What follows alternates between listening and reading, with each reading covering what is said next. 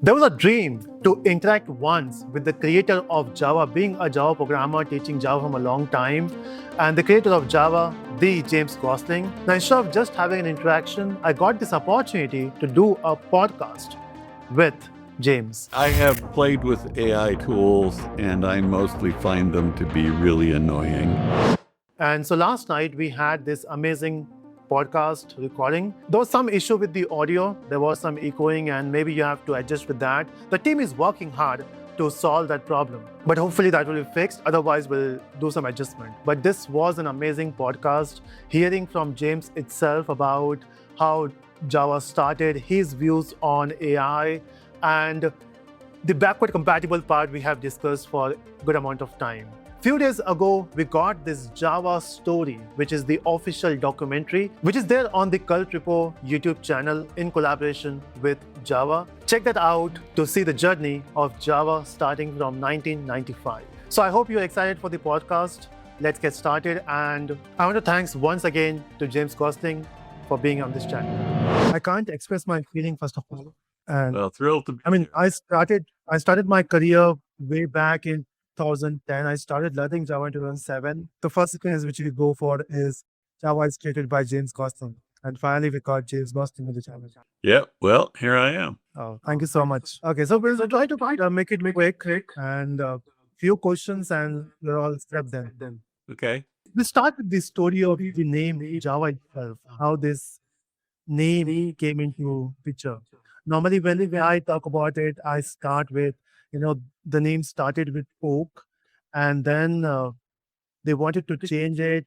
They were sitting in a cafeteria, and then Java came into mind. I just want to hear the real story. I mean, it's the story's been told 1,000 times, but one of the things about the name for something that's going to be out there in the world is that you want to make sure that you're not violating somebody else's trademark. Because if you do, they will come and make life difficult for you. And so you have to do trademark scans and that kind of stuff. And, our lawyers looked up, Oak as a programming language, and there were several already in existence with that name.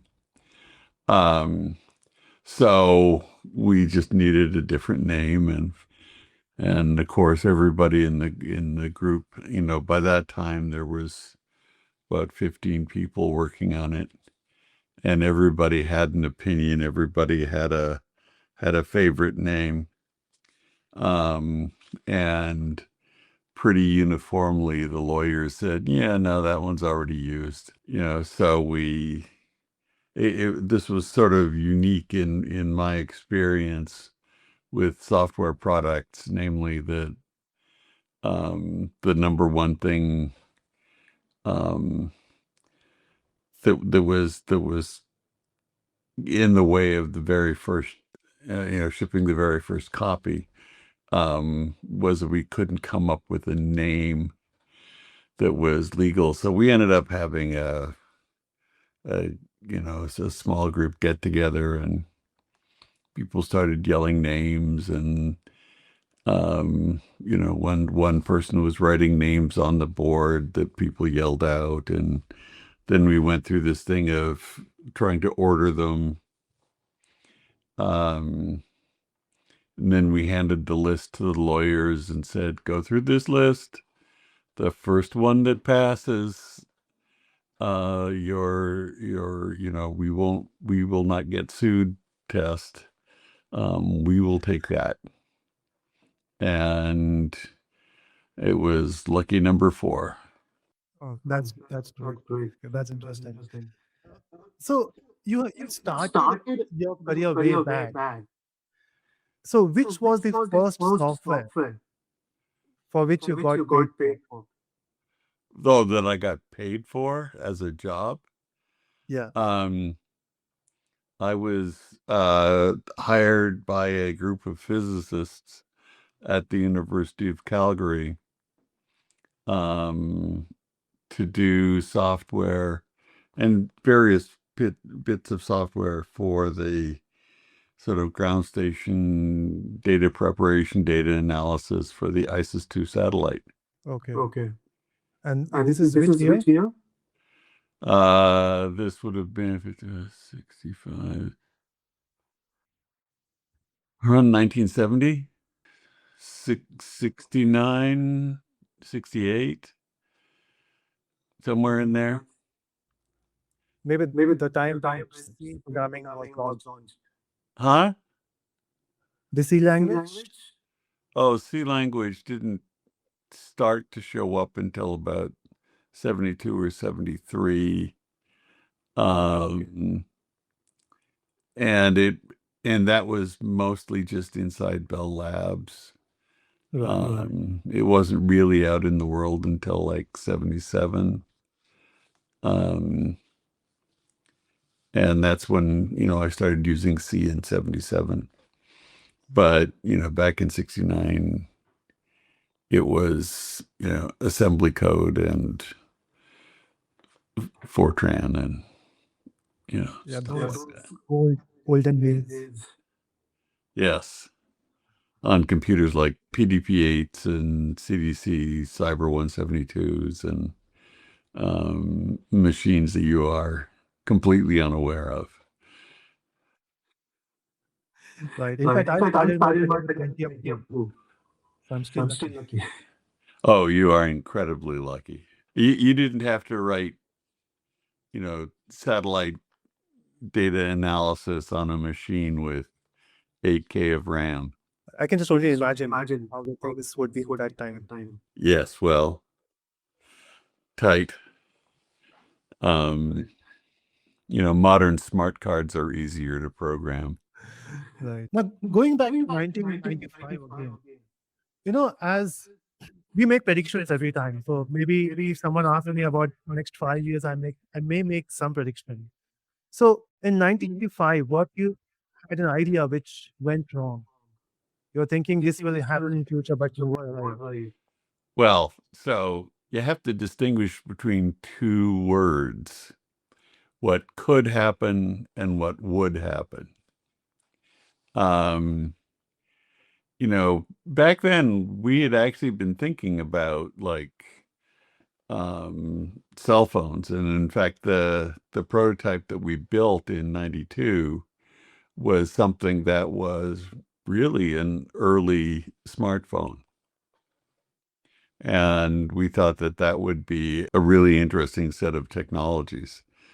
Would it happen? Who knows? Would it be done by Sun Microsystems, my employer at the time? Well, no, because Sun was really a data center kind of company. Okay. But could it go into cell phones? Absolutely. Would it go? Oh man. So do you still Do you write still code? write code? Oh yeah. And do you use AI tools to do that? Like code creation? I have played with AI tools and I mostly find them to be really annoying. I mean, the thing is that I know how to write software. And every time I've used an AI tool, I look at the software that it generates, and for the most part, it's just awful. And I care about how evolvable a piece of software is, how reliable it is, how testable it is. And I have yet to find a coding system that works for me, because it just all it all feels like a really great demo, just not ready for prime time. So do you think there will be a day when AI can reach them? Oh, maybe, kind of, but why? I mean, in the spectrum of problems in software engineering, coding has never really been a big problem. The places where there are problems are in like testing. How do you know that this piece of software actually does what you need it to do? That's a really, really difficult problem. That's a problem that is unpleasant.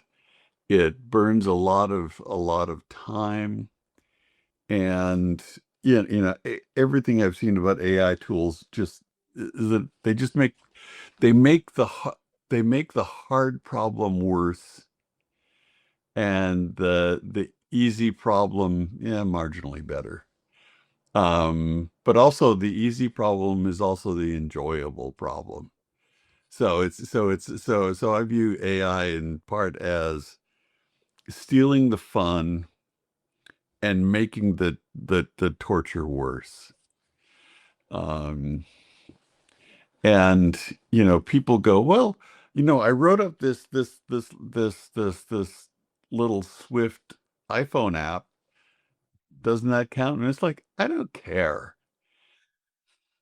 right? I mean, small toy apps like that are nothing. I mean, software doesn't get interesting until it's like millions of lines. Right. Right. Until you're doing something like, operating FedEx. Right. Right. Right. And, some, place like FedEx, they've got hundreds of thousands of lines of code, probably millions of lines of code, and 100,000 engineers. I mean, it's a really complicated thing to run a business like Uber or FedEx or UPS or a bank. Right. And building software suites like that is where there's difficulty. Glossing up, a Swift app to take a survey. Okay, that's fine, but that's not a problem. So that's right. So when you're building a huge business where you have, as you mentioned, million lines of code, and then we have an entire team. I mean, teams of team who is working together to build one thing. That's where it excels. Where what excels? The human capacity. Oh yeah, I mean when things get complicated, you need people. I have not seen a scrap of evidence that the AI coding tools, if you wanted to build the next FedEx and you were just going to vibe code the next FedEx, I think you'd be in trouble. Yeah. You never know when there's a security flaw and then you're getting hacked. Yeah. Yeah, or when your AI tools decide, the best way to be profitable is to steal money from all your customers. Because, when people have tried to do experiments like have AI just run a single vending machine as a business, or do security penetration experiments inside a company, and then you discover that all hell breaks loose, right? These things are very, very long way from being deployable at scale with a decent amount of faith that things will work out. So let's move. I mean, let's go back to Java again. That's again an interesting part here. Uh, I love Java as a language and as a ecosystem as well. And one of the biggest thing for me is the backward compatibility. So whenever we have a new version coming up, it's always backward compatible. Yeah. And maybe because of that, there have been some limitations for the team to add new features. Maybe it will break the old one. Any example of that where you wanted to have a feature, but then will break the backward compatibility? Any example? Well, there are certainly examples of places where it made the search for a way to implement a particular feature difficult, right? So, you can go and look at almost anything like generics. Generics were like a terrific effort. And the hardest parts there were generally around backwards compatibility, lambdas, how to make that work out smoothly. We always had this principle that, we don't screw our customers. We don't screw the community. And that is paid off, and it can be very difficult, but you can usually find a way through it. I mean, and some of these things are just inherently hard, like there's this recent thing called Project Valhalla, and there was I mean, I started thinking about that in the mid 90s, how to do that, and it was just really, really hard. And I remember, after I had left the project and somebody was thinking about continuing doing that, and I said, this is there's at least a dozen PhD theses in here. And I remember Brian coming to me sometime later saying, "Remember when you said it would be a dozen PhD theses? You were lowballing it." I mean, there are a lot of problems that you can just sort of like flash through, but there are always issues, right? If if you're willing to give up performance, you can achieve almost anything. But if performance matters, or security matters, or backwards compatibility matters, then all of a sudden these design problems become much more complex and much more interesting. So any feature which you discarded just because it was breaking the backward compatibility, or maybe just be delayed? Well, certainly, I mean, generics and lambdas both would have shown up much earlier if we didn't care about backwards compatibility. I think Valhalla I mean, that one is just hard. Then there are somewhere, like the stuff around floating point, like the strict FP keyword. That one was just a very difficult conversation. And when you talk about backwards compatibility, it's like backwards compatibility with what? Right. So the strict FP thing was like, well, the sine and cosine instructions on the 8087 chip from Intel are incorrect. So do you want to be backward compatible with a function that computes its result incorrectly? And, that had a lot of anguish. Great. Now I have some rapid fire questions for you, just to make it quick. Yep. So let's say if you want to code now, will you prefer IDE or a simple text editor? An IDE, absolutely. And which one is your favorite? NetBeans.